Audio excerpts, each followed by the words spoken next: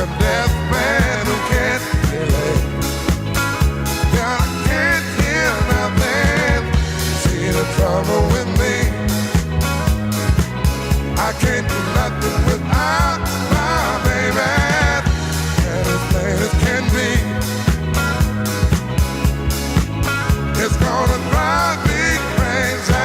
Larry Cohen was an American filmmaker born in 1936 who, with the exception of Original Gangsters and Pick Me Up, only filmed his own scripts. Some of his low-budget horror movies, which he usually also produced himself, enjoy a certain cult status among fans. For his Alive trilogy from 1974 and Salem 2 from 1987, see the same-named rearviews. The Ambulance from 1990 can be found in the Coma special. In addition to cinema projects, he also worked for television. In the TV movie See China and Die, a pilot from 1981, for the never-picked-up crime mystery series Morma the Detective, a maid who likes to read crime novels tries to solve the murder of her boss, which seems connected to a mysterious statue. The far-fetched thriller mystery drama As Good as Dead, in Germany Blood Sisters from 1995, is about Susan, who swaps for the insurance identities with her new friend Nicole, so that she is able to pay her medical bills. However, she remains trapped in her new identity when this one dies under questionable circumstances during treatment. And now, as Nicole tries to find out what happened to Susan. I'm like a blind man who lost his way. I can't see nothing. In the recommendable Masters of Horror episode Pick Me Up from 2006, based on David Show's same-named short story from 1998, See the trouble with me.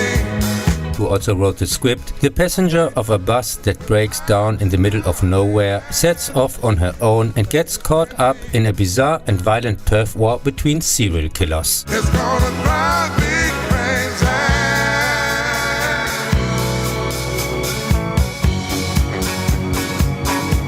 1972 debut Bone is the name of a burglar who soon discovers that his victims are less wealthy and much more unfortunate than they first appeared. The well-cast R-rated thriller drama comedy was also released as Housewife and Dial Red for Terror. See the trouble with me. I can't do nothing without my baby. And it's plain as can be. Whack, whack, yeah. It's gonna drive me crazy. See the trouble with me. I can't do nothing with Black Caesar from 1973, aka The Red of Harlem and The Godfather of Harlem, a kind of remake of the 1931 gangster classic Little Caesar, is about the rise and fall of Tommy Gibbs, who shoots his way up from shoeshine boy to successful mob boss, but ends up on the hit list himself. The R-rated blaxploitation classic, with an often quoted James Brown soundtrack, is regarded among genre lovers as one of the best, and was a surprise hit at the time, grossing $2 million in the US, which is why the significantly weaker and completely pointless sequel Hell Up in Harlem was made in the same year, although the main character died at the end of the first one. Now we see the end again, with additional scenes where Gibbs calls his estranged father, who then rescues him. In the confusing story, he takes him into the organization, which leads to betrayal and conspiracy by his top henchman. The director later said in an interview that due to the enormous time pressure, they started without a script and practically made up the story as they went along. Thank you. 1975, we brought you an album with a song. 10, 9, 8, 11, 6, 5, 4, 3, 2, 1. Happy New Year!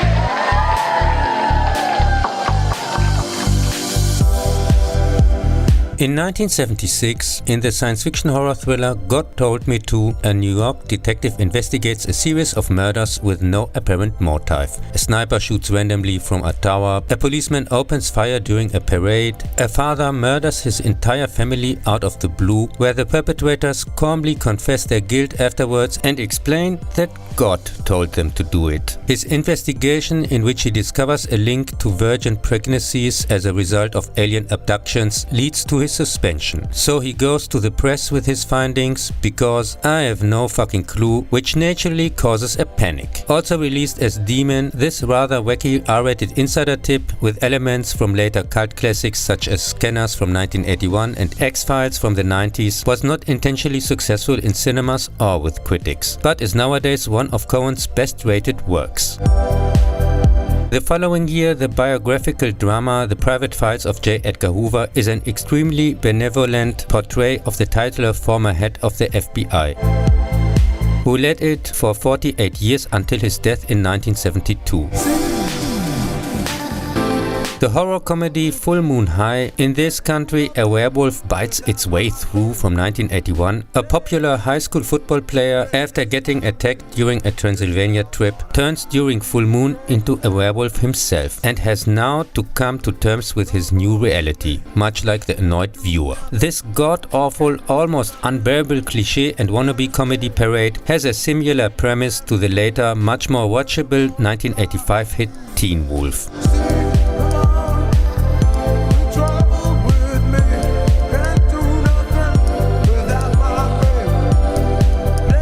In 1982, petty swindler / getaway driver Quinn, after a diamond heist in which he loses the loot, stumbles atop the Chrysler Building across the nesting place of a winged deity monster that unnoticed decimates New Yorkers. Blood rains from the sky, corpses turn up with body parts missing or body parts without a corpse.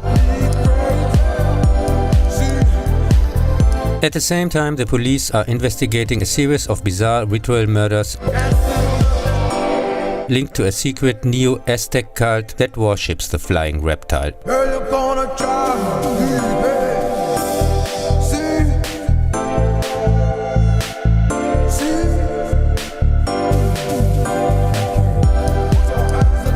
Quinn uses his knowledge to get rid of his robbery colleagues, who were searching the diamonds. When the police track him down for the heist, he makes a deal and leads them to the nest.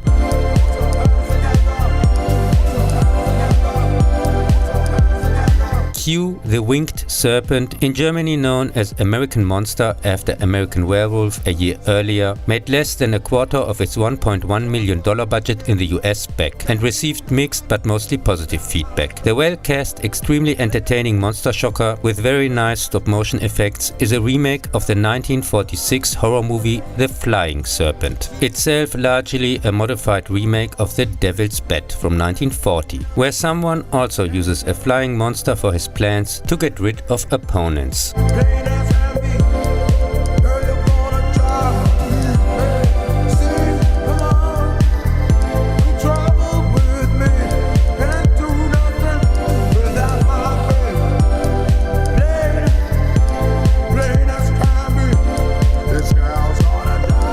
In the implausible erotic thriller drama Perfect Strangers from 1984, a young boy witnesses the murder of a contract killer. The mafia pressures the hitman to kill the boy, and he gains for this the trust of the divorced mother, but unexpectedly feels very comfortable in his new father role.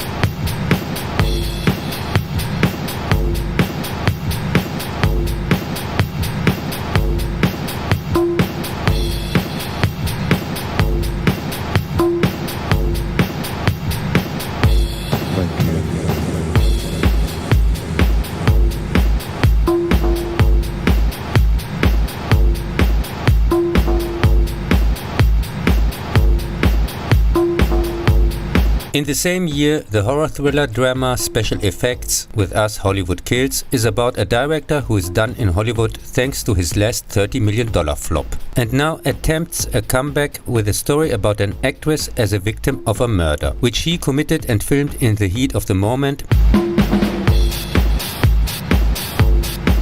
and for which the initially unsuspecting husband is accused, whom he supposedly helps by casting him and an actress who bears an astonishing resemblance to the victim. The although well cast, obviously from the tight budget suffering, cynical look behind the scenes of a film production with clear borrowings from Hitchcock and De Palma, had only a limited release and went directly to video in most countries.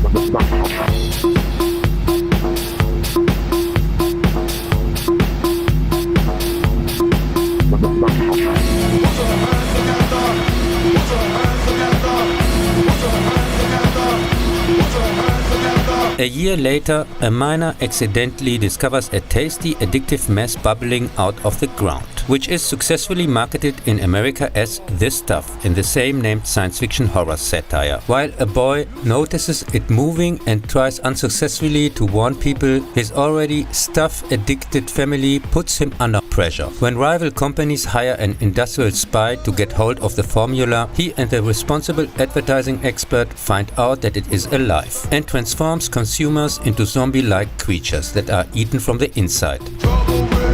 The Stuff rightly received mostly positive reviews. However, according to the director, it was not a hit, for which he blamed its marketing as a hard-hitting horror movie. The unusual, inventive criticism of the consumer society, with more than clear parallels to today. The responsible licensing authority is partially staffed by non-experts, doesn't even know the ingredients, and simply gives it unchecked a pass. Where have we heard that before? Is a successful mix of The Blob and Invasion of the Body Snatchers, considering the budget with very creative practical effects. A real insider tip.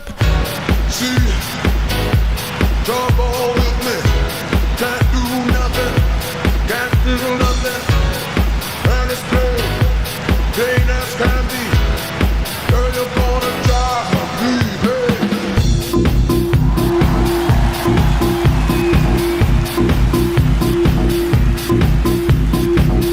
In Deadly Illusion from 1987, private detective Hamburger gets paid to kill the wife of a stranger, but instead he warns her. When she is found dead anyway, he becomes a suspect, and the supposed husband and the woman he was talking to in this horribly implausible lame action thriller cucumber turn out to be frauds.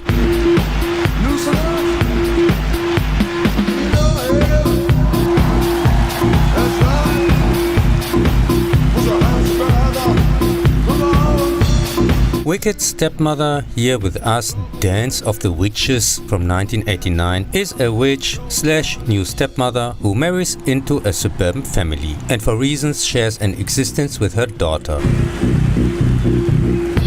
While one is a human, the other must live as a cat. These have already helped several other families to wealth, in this case through a quiz show where the father can answer any question by magic and then shrunk them to a few centimeters. The ultra-cheap, silly fantasy comedy on kindergarten level gained a sad fame as Bette Davis' last movie. And this movie really is the least. I could barely sit through it back then, and it hasn't got any better. This awful crap made of its $5 million budget in the US only 70,000 back, making it a gigantic flop, and was quite rightly also flushed down the toilet by critics.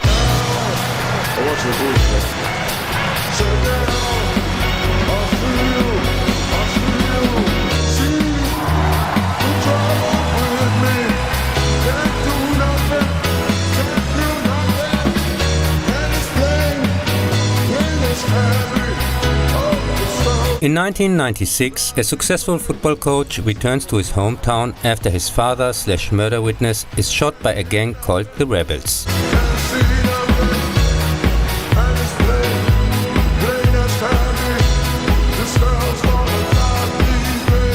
There he rounds up some of the founding members of the Rebels, aka the original gangsters, and starts in the same named action drama a war for his former neighborhood. Cohen's last directed feature used in 2 scenes archive material, colors from 1988 and 1990's RoboCop 2, also distributed by Orion Pictures, and is a nice blaxploitation homage with a good cast of stars from back then. However, it focuses more on the socially critical undertone than on action scenes.